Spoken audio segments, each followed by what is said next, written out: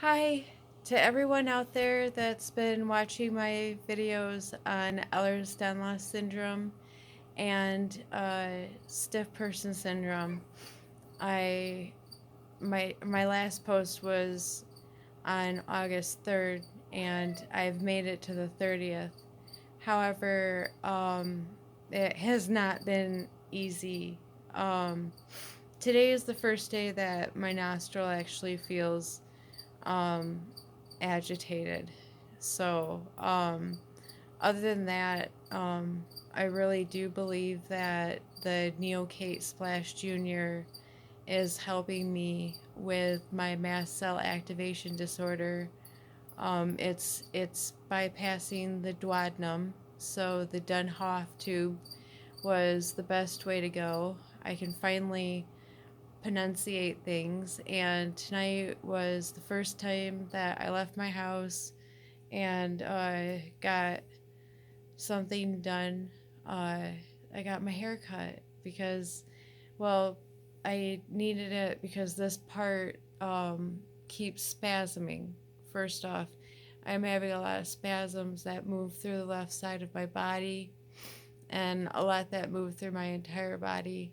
And I need this side of my head to be lighter than the other side of my head, or I end up having a lot like my physical therapist has taught me and my husband how to manually stabilize what we can and manipulate other things. And 9 times out of 10, it comes to the point where my husband has to pick me up by my head and it will realign the C's all the way to my skull. And I do not want to be doing that. Yesterday, I did that twice. And on top of that, I have been fighting every day with my insurance, Priority Health, to um, give me IVIG so that we can stop all of this craziness because my stomach is upset all the time. It really is. I'm feeling spasms throughout my stomach. It's like twittering, or it's like having a fish kind of flop around on the inside of you. Um, Not comfortable at all in any way, shape, or form, and causes a lot of nausea. Um, so I just want to let you know that I'm still alive, but I'm experiencing a lot more of my stiff person syndrome uh, problems are really bothering me, and they are a root cause to why my body's in such bad condition, other than the Ehlers-Danlos syndrome. If I just had Ehlers-Danlos, then yes, I would have everything on the inside from my lungs down, uh, hypermobile and dislocating. But I wouldn't be pulling my bones out of joint every day because of my muscles going really tight, um, and sometimes tight and loose, tight and loose. But really, it has a lot to do with there's a muscle behind my scapula, and it's a little bit lower. I feel it quite a bit. It just right away starts to creep, and it starts with my spine. Um, it's just I cannot control that, and as it goes up, it just makes everything absolutely stiff. And I have been so proactive in trying to figure out how to stop these things. And what the best thing is to find right where that nerve is that's messed up and just push, push and put a lot of pressure on it, and try and calm that muscle before it goes too crazy. but without medication, you can't get far. Um, so I'm still really hoping for IVIG, and I I am surprised that I've made it this far. It's been very painful. Um, I'm not gonna lie, there's not one part of my day where I'm not dealing with medical stuff or pain. I I am constantly going to different doctor's appointments, or just even going to phlebotomists or to RNs to give up blood.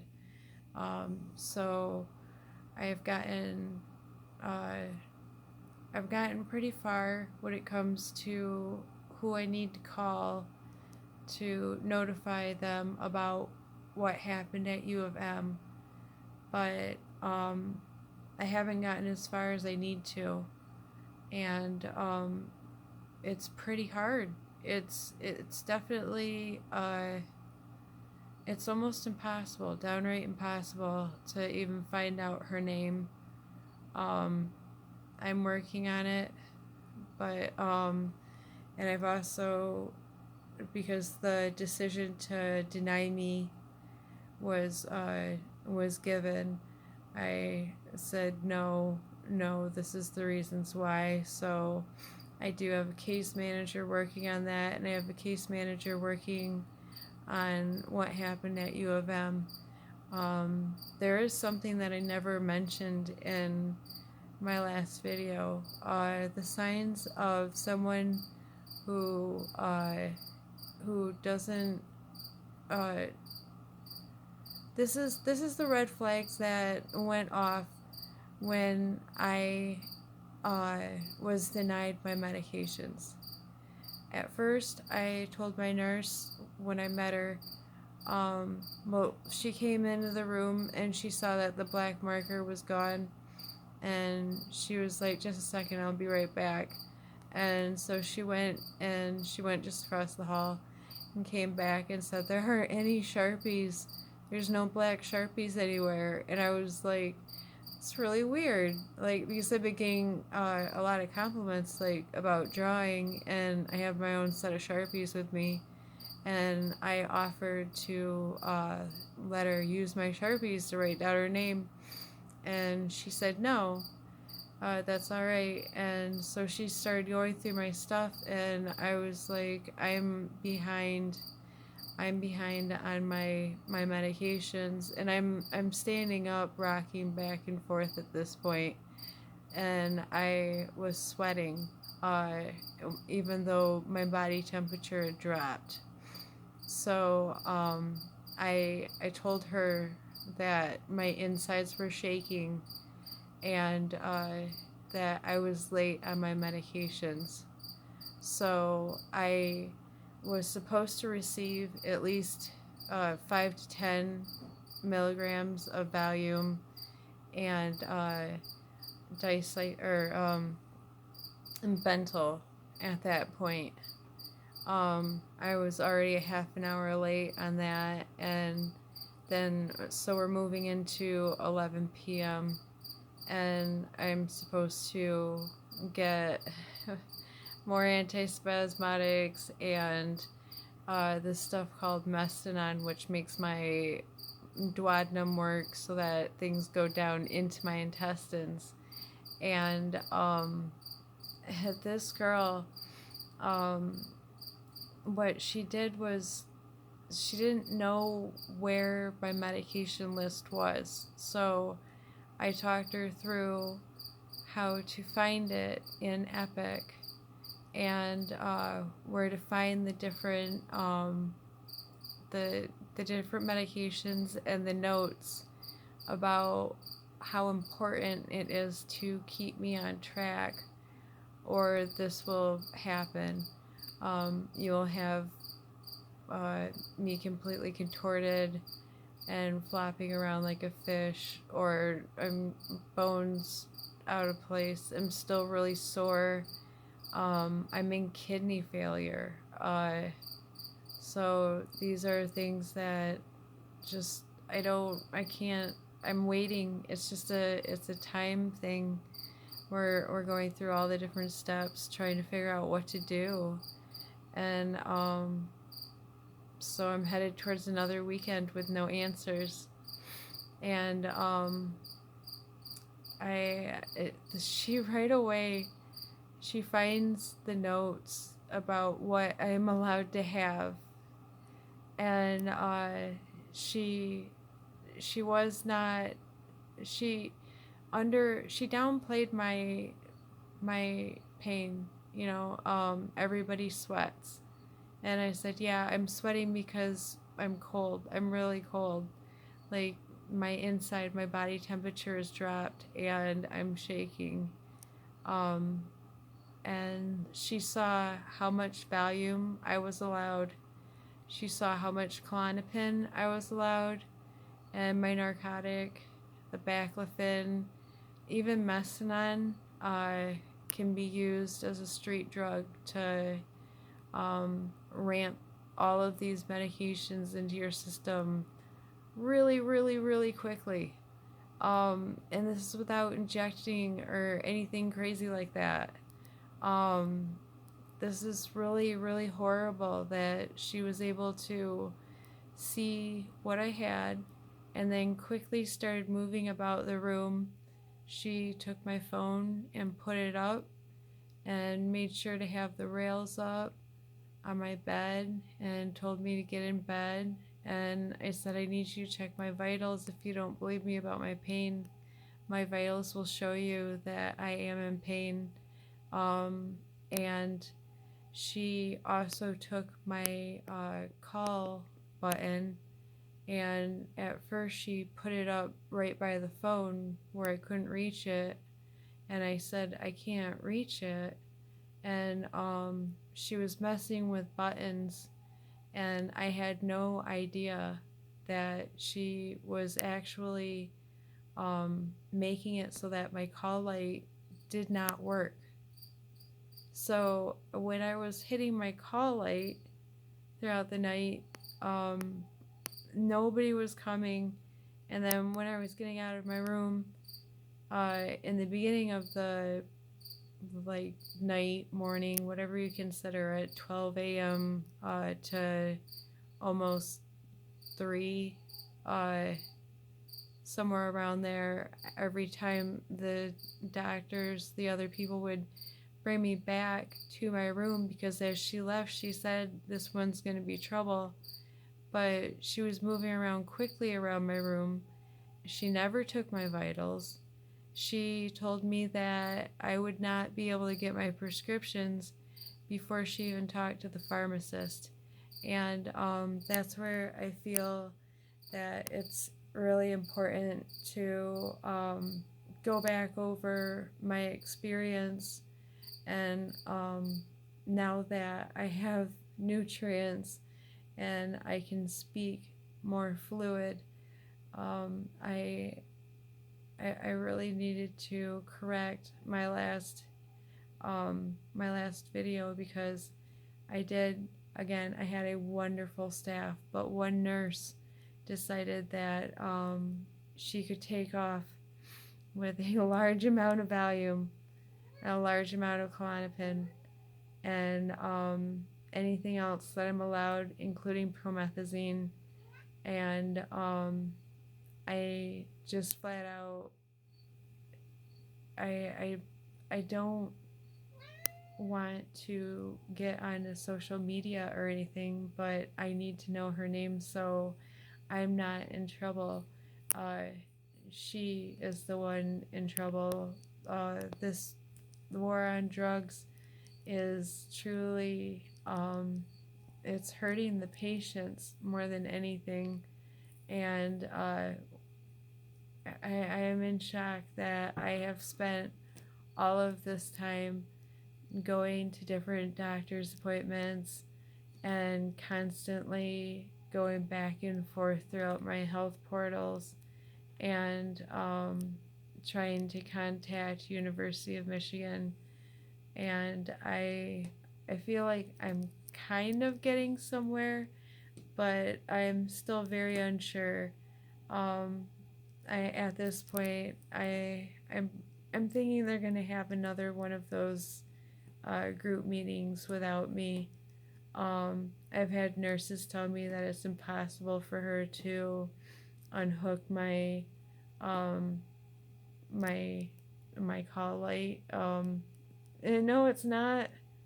It's not at all. So there's some people that are defending her actions when I actually spoke up on social media, and I just I find that really odd because uh, being someone who researches medicine and is now a patient, um, it's really it's a harsh reality going from doctor to patient, and I hope none of these people ever have to deal with. I hope nobody who anybody who is actually watching this and doesn't have EDS or stiff person syndrome, I hope you never have to deal with it. I really do. It's horrible. For those of you with one or the other, both are horrible. Together are just it's mind-boggling that it's possible. So, just know that you have to see these signs. If your nurse finds your finds out what you have, and she starts moving around quickly, will not starts denying your rights and everything. I mean, you gotta get out in the hallway and start yelling or something. I don't believe I handled the situation correctly. I shouldn't have tried to be a compliant patient at that point. I should have actually gotten out and to the hallway and said, my nurse, I don't even know her name, and she has denied me all of my rights. I would have been able to get attention that way, and my body wouldn't have been so contorted by the morning. But I want you to know that I'm still alive, and I have not been able to get back to working with art. I have strictly been doing what's required of me medically, and even right now I can feel twitching going on behind my eye, and pretty soon I'm going to have to change my feed. So I wish everybody luck. If you have to deal with either one of these conditions, um, just know that you're not alone, and um, it's not that you don't have rights. You do have rights, but you're gonna have to go to the end of the world to protect them to a certain degree. And footage is a really good way.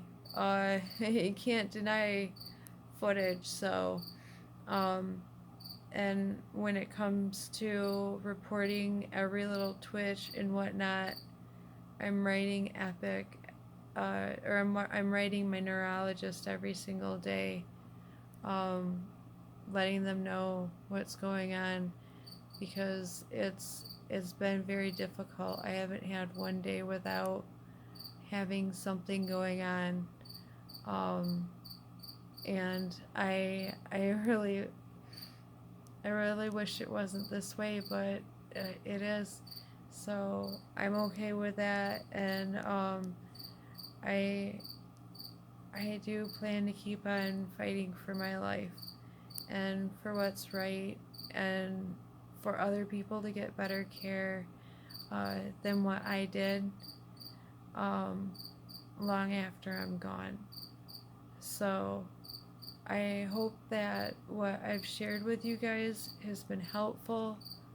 Um, and thank you for watching. I appreciate it.